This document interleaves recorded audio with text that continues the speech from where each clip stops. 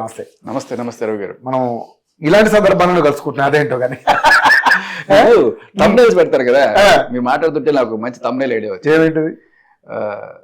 అంటే ఇప్పుడు చెప్పారు కదా మీరు టాపిక్ లో, మహిళామూర్తి కోసం TV5 మూర్తి, ధర్మాని కోసం అశోక్ గారు.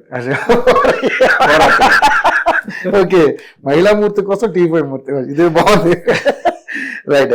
ఏంటి సార్ అసలు ఏంటి ఈ గౌతమి చౌదరి ఎవరు, తర్వాత ఈ ధర్మ మహేష్ ఎవరు, వీళ్ళిద్దరు విషయం ఇంత రచ్చకెక్కి మీడియాకి? సార్ ఫస్ట్ ఆఫ్ ఆల్ ఈ గౌతమి చౌదరి ఎవరో నాకు తెలియదు, నిజంగా తెలియదు. ఇప్పుడు కూడా ఆవిడ ఇన్స్టాగ్రామ్ రీల్స్ కానీ నాకు ఇప్పుడు చూడలేదు. ధర్మ మహేష్ అది కూడా ఎప్పుడు ఆయన ఫస్ట్ నుంచి తెలియదు. ఈ డ్రింకర్ సాయి సినిమా వచ్చినప్పుడు ఓకే, అది కూడా పేరు రిజిస్టర్ ధర్మ డ్రింకర్ సాయి అనేది 2-3 సార్లు వాల్ పోస్ట్ లో ట్రైలర్స్ లో చూడడం అంటే. సో సినిమా కూడా నేను చూడలేదు నిజంగా. బట్ అబ్బాయి బాగానే ఉన్నాడు అనుకున్నాను నేను. సరే తర్వాత ఎప్పుడో ఈ మధ్య కాలంలో కొన్నాళ్ళ క్రితం ఏవో రీల్స్ నేను బ్రౌజ్ చేస్తుంటే మామూలుగా ఇన్స్టాగ్రామ్ కాదు యూట్యూబ్లో ఇదే నా మొగుడు అట్లా, నా మొగుడు వెధవ, నా మొగుడు లోఫరు, మా అత్త ఇట్లా, ఆవిడ పక్కలేస్తుంది, మా ఆడుబడిచి ఇట్లా, అది తాగేసి వచ్చి వన్ నైట్ స్టాండ్లు చేస్తుంది. ఎందుకు ఇంత ఎవరన్నా వాళ్ళ ఫ్యామిలీ గురించి అంత విషం కక్కుతారు, ఎందుకు కక్కుతున్నారు నాకేం అర్థం కాదు. ఎందుకు ఇంత ఈ అమ్మాయి ఒక విషం అందరి మీద అలా ఎందుకు చిమ్ముతోంది అని చెప్పి నాకు కొంచెం ఎవరికైనా ఇబ్బటిగానే అనిపిస్తుంది కదా. సొంత ఫ్యామిలీ మీద ఒకవేళ ఏదైనా ఉన్నా కూడా ఇంట్లో 4 గోడల మధ్య మాట్లాడుకోవాల్సింది అదే మరి ఎందుకు ఇలా మీడియాకి వచ్చి రచ్చ చేస్తుంది, అసలు ఎవడు ఏం కావాలి వీళ్ళకి అని చెప్పి ఊరికే రీసెర్చ్ కూడా చేసేవాడిని కాదు, బట్ చేయాల్సి వచ్చిన పరిస్థితి. ఎందుకంటే నేను 4 ఛానల్ తిరుగుతుంటారు కదా, సో అడుగుతారు ఇట్లా మీరు ఏమనుకుంటున్నారు సార్, వీళ్ళు ఎవరు ఇది ఎవరు రా మీరంతా చూస్తే. సరే చూసిన తర్వాత మొత్తం కొంచెం డెప్త్ గా నేను ఏదైనా అవును, ఎందుకంటే మనం చూసాం కదా ఆల్రెడీ రాస్తారు అండ్ లావణ్య విషయాలు. సో డెప్త్ గా వెళ్ళి మొత్తం వెళ్ళి కూడా మాట్లాడకూడదు కదా. సో అప్పుడు నాకు కొంత అర్థమైన విషయం ఏంటంటే, ఫస్ట్ నాకు ఎక్కడ ఇదవుతుంది అంటే 498A కేసు పెట్టారు.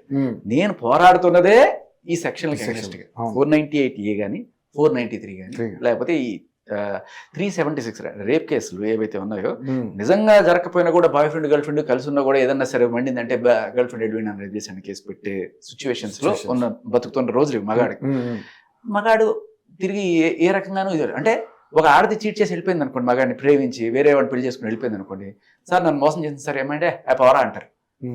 చట్టంలో కూడా లేదు. అదే సార్ వాడు నన్ను మోసం చేశాడంటే 493 సెక్షన్ అంటే 10 ఏళ్ళు జైలు సెక్షన్.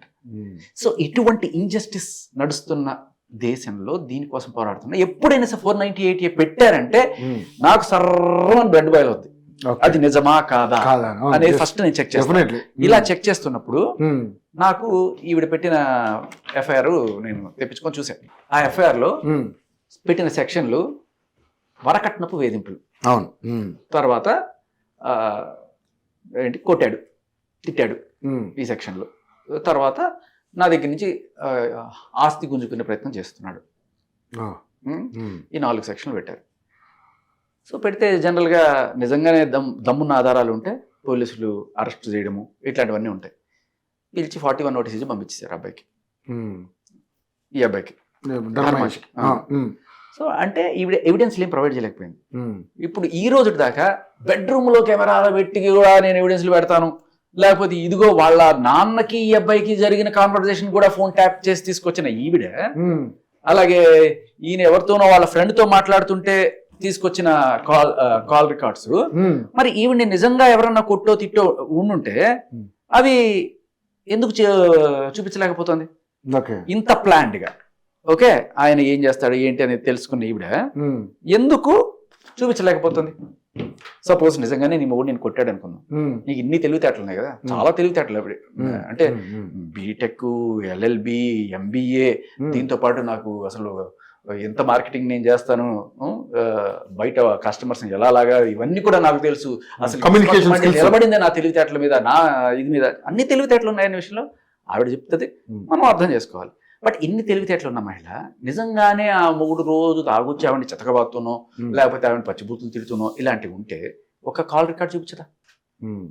ఆవిడ్ని ఆయన తిట్టినట్టు ఇన్ని రికార్డ్ చేసుకుంది కదా, ఒక్క కాల్ రికార్డు ఈవిడని ఆయన పచ్చిబూతులు తిడుతున్నట్టు, ఒక్క వీడియో రికార్డు కొట్టినట్టు అట్లీస్ట్. ఓకే, ఎందుకంటే సీసీటీవీ కెమెరాలో పెట్టుకుంది కదా, పోనీ ఈయన ముందు రోజు కొట్టాడు అనుకుందాం, ఇవి ఎన్ని తెలివితేటలు ఉన్నాయి కదా, బెడ్రూమ్లో కెమెరా పెట్టేంత.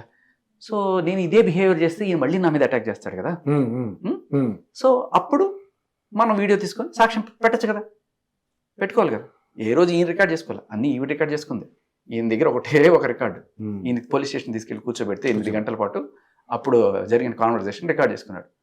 సరే, సో అలా వీళ్ళిద్దరికి అంటే క్లియర్ కట్గా ఏదో రకంగా ఈయన్ని ఇరికించాలని మోటు కనబడుతున్నాడు. ఆ కంప్లైంట్ కూడా చూస్తే సార్ నన్ను చాలా దారుణంగా ట్రీట్ చేశారు.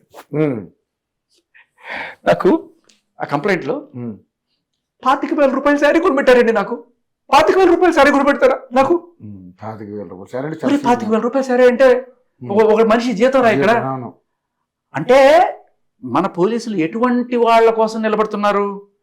వీకర్ సెక్షన్, గిరిజనులు, డబ్బులు లేని వాళ్ళు వచ్చి కేసులు పెడితే తీసుకోరేమో. ఇలా మా ఆయన నాకు 25,000 పెట్టి చీర కొనిపెట్టలేదు, 50 లక్షలు పెట్టి నాకు ఒక గోల్డ్ బిస్కెట్ కొనలేదు, అది కూడా చేశారంట.